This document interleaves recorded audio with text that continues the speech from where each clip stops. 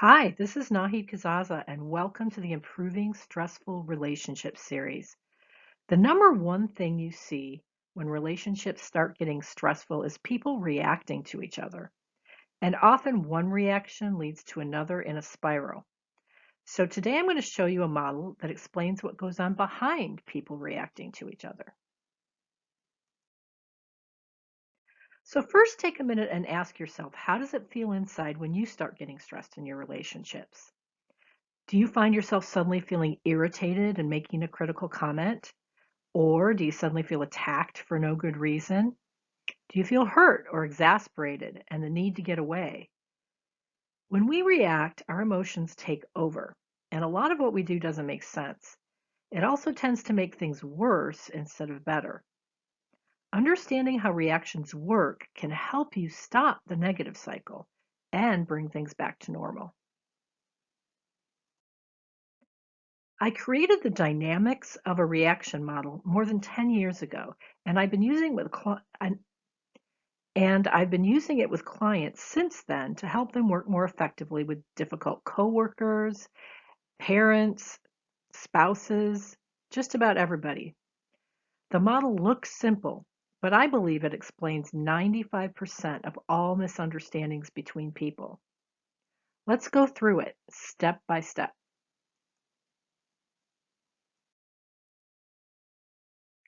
Every behavior has an intention behind it.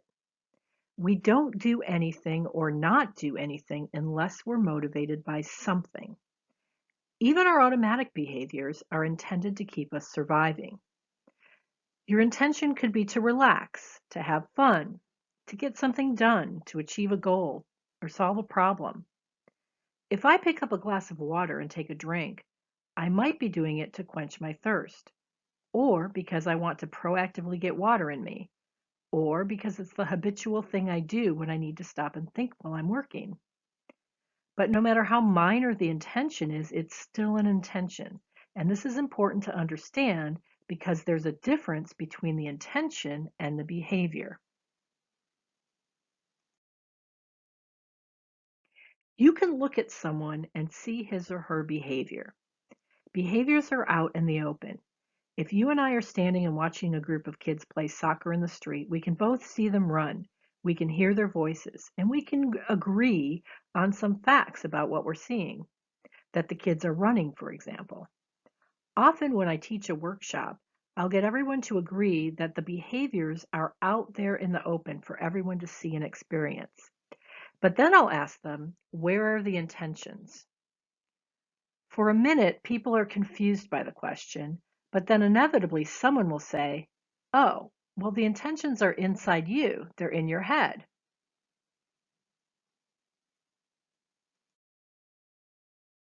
So while behaviors are out in the open for everyone to observe, intentions are inside the heads of the people who are behaving. When we see someone eating or crying or lounging on the couch, we might have opinions about their intentions, but we can never know for sure what the intention is unless we ask them.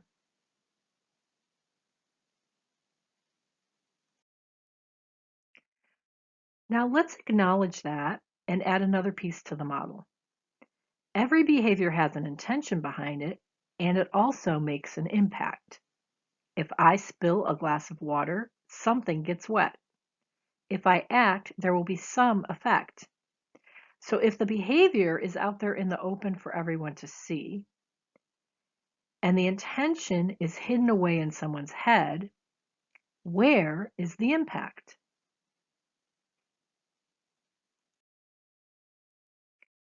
Well, it turns out that the impact of every behavior is a little more complicated because it's a combination. Some of the behavior is out in the open. For example, if I spill a glass of water, something's going to very obviously get wet. But a lot of the impact of the behavior is in the heads of the people who observe or experience the behavior. So if I tell a joke and there are 5 people in the room, everyone will hear my words. That's the part of the behavior that's out in the open. But the 5 people might be impacted by what I say completely differently. One person might think my joke is funny. One might think it's insulting. One might not get it at all. And someone else might have been so preoccupied with what he was going to say that he didn't even hear it. I don't have scientific evidence to support this, but from my experience, my best guess is that only 20% of the impact of any given behavior is out in the open for everyone to see, and the other 80% exists in people's heads. So now, here's the key to just about all the misunderstanding in the world. When we observe a behavior, we can't see the intention because it's in someone else's head. But since the impact of the behavior is mostly in our own head, we tend to assume that however the behavior impacted us was the intention. In the joke example, that means one person would be saying, "Hey, Nahid was being pretty funny," but someone else would be saying, "Wow, Nahid's pretty mean." And they would both be believing that they're true.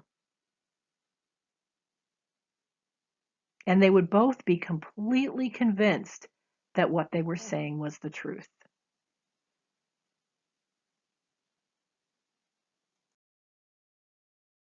If we examine the intention more closely, I found that for myself, 90% of the time, I'm thinking about something I want to get done or a problem I want to solve. Again, no scientific evidence, but usually when I teach classes, I ask people what their intentions are as they go through the day.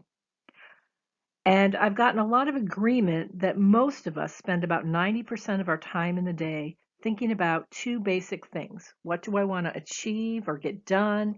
Or what problems do I have that I need to fix or solve or change? As we focus on achieving our goals and fixing our problems, we tend to be pretty self-absorbed about it.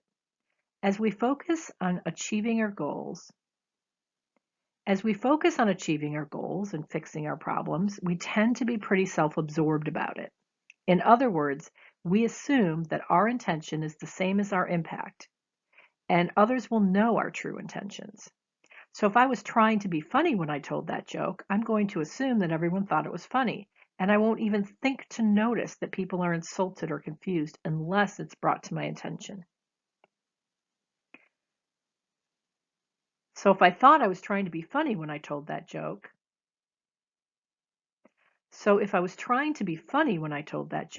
I'm going to assume that everyone thought it was funny.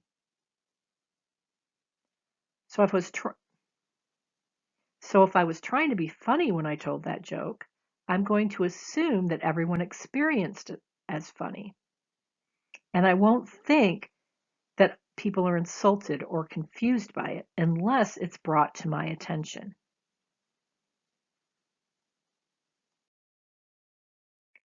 If you think about it, every behavior will have as many different impacts as there are people in the room to experience it. Because everyone has different perspectives and background stories, everyone will notice different things in your behavior, usually the things that line up with what they already believe to be true.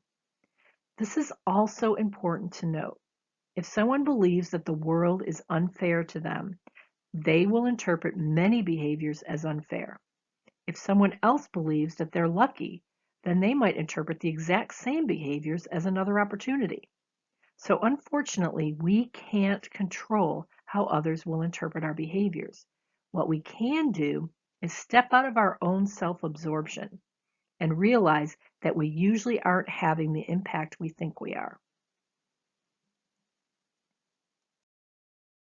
Stepping out of our own assumptions means knowing two things for sure. Number one, when you find yourself reacting to someone else's behavior, you are highly likely to be making an assumption about their intentions that's wrong. Number two, when you notice someone else reacting to your behavior, they are highly likely to have made an assumption about your intentions that's wrong. And in fact, anytime you notice relationship stress anywhere, you're likely to find at least one person making assumptions about the intentions behind someone else's behavior. This is why this model helps explain virtually all misunderstandings. There's good news here. There's good news here as well, and that is the vast majority of the time, the impacts most behaviors have are neutral or positive. Not quite getting the right intention doesn't usually cause a problem. For example, if you decided to help me clean my house, you might have been doing it out of guilt, feeling like you haven't been doing enough for me. I might think you're doing it as a gift to me or to give me a break. If I'm delighted and I don't know about your guilt, there's probably not going to be any issues. We'll both be happy and our relationship will be fine. I'm also not usually going to get upset if I notice you drinking water or reading a book or doing your own. I'm also usually not going to get upset or have any kind of reaction if I notice you drinking water or reading a book or doing your work or having a conversation with someone. But let's say I noticed you cleaning my house.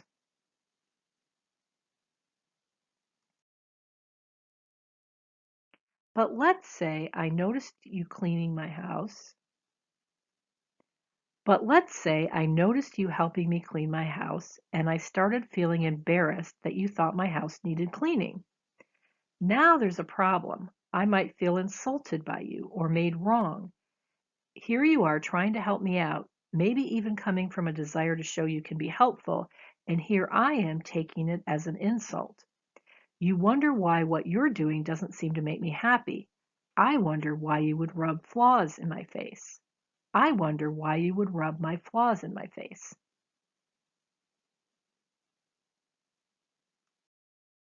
And now we get to the last part of the model, the reaction zone. If your behavior makes me feel embarrassed and I assume that the intention and the impact are the same, then I begin to see you as intentionally embarrassing me, intentionally exposing my flaws. And what kind of person does that? Well, certainly not someone I can trust. So then, instead of appreciating your hard work, I react to you and shut down. Maybe I tell you not to help so much, or I ask you to leave, or I thank you and there's a little charge to my voice that maybe feels sarcastic. Now that leaves you in a quandary. The spiral has begun. Here you are trying to be helpful, but I didn't appreciate your help. In fact, my reaction to you made you feel rejected. And what kind of person doesn't appreciate others? Certainly not someone you can trust. Now we've both villainized each other, and that leads to two important things. One, the trust between us immediately erodes. We can't count on the other person to see the positive in us. And two, we've just been hurt by the other person. So now we feel justified in retaliating, and we stop treating each other like human beings and instead treat each other like the bad guys or villains. Depending on our personality, we either attack, shut down, or appease, but whatever we do doesn't feel good to the other person, and the cycle continues, getting more and more vicious as the bad behaviors build up and reinforce our bad ideas of each other.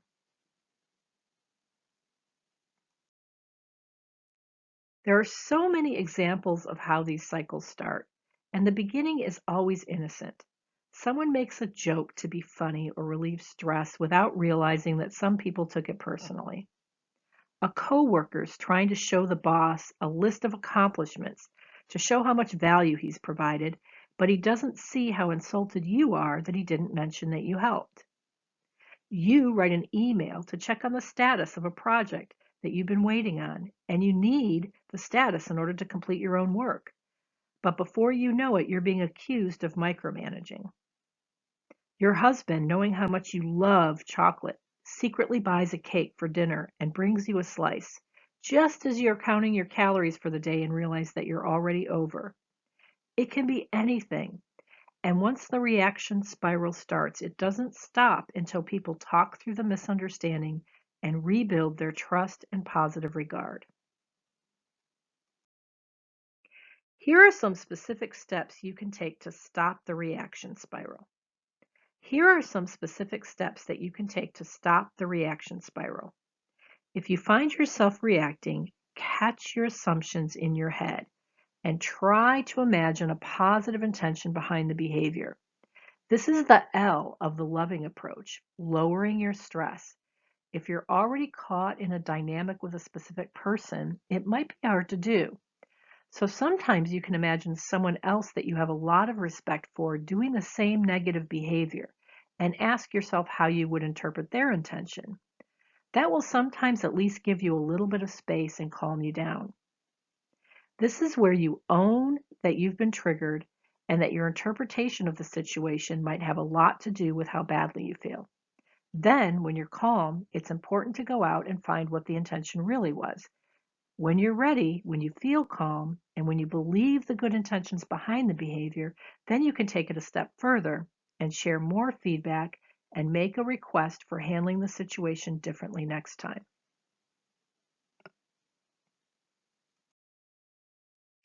When others react to you, it might not be as obvious.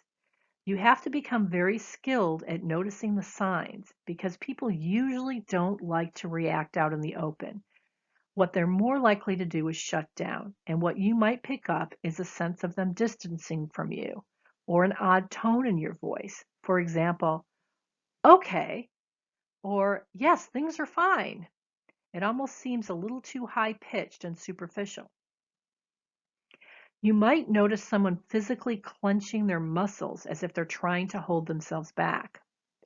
Or they might just disappear and kind of stop talking to you and it feels weird to you. As soon as you get any of these signs, it's helpful to approach the person immediately and check in. You can say something like, "Did what I just say hit you wrong?" Or, "I don't think that came out the way I intended." Or, "I just wanted to check in. I was worried that this might not have come across well." Clarify your intention immediately and then apologize for the impact, even though you did nothing wrong. An apology in this case doesn't mean I did something wrong. What it means is that you care about the relationship and you care about the person and that you're sorry that you touched a nerve or that the behavior they exhibited didn't hit them right. Reaffirm your respect for the person. Usually when someone feels heard and cared about, that will begin to build the trust in your relationship and it will stop the reaction cycle. This is a powerful model and it can make a huge difference in your relationships. So have fun with it. And if you have any questions, don't hesitate to reach out.